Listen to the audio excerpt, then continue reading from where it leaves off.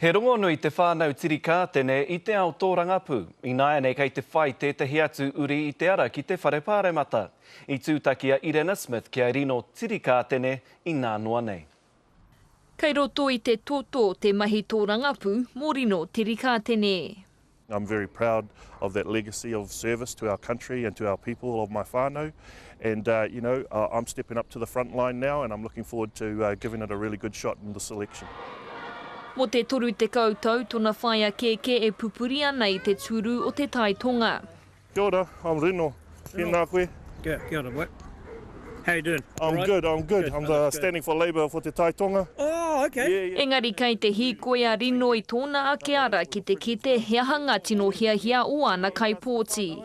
You get to see all the different communities, urban, rural, provincial, and all the issues that are going on. So, and for me, it's actually linking up with whānau everywhere I go.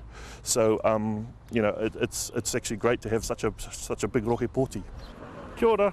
Kua kite a rino I te toko maha o ngā whānau Māori e noho rawa kore ana, ko tētahi o ngā tino kaupapa here a reipa, he hiki ake I te utu iti rawa, mai te tekau mā toru tāra ki te tekau mā rima tāra.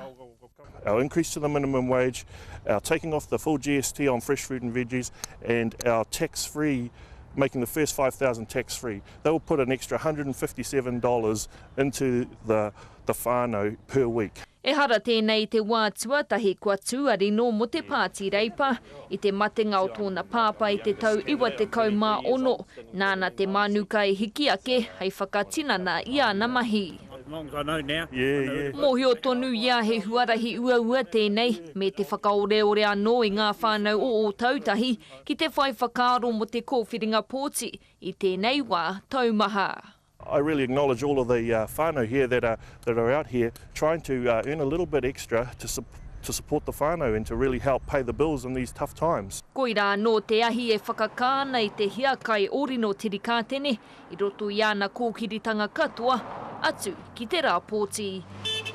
Irena Smith, Te Karere.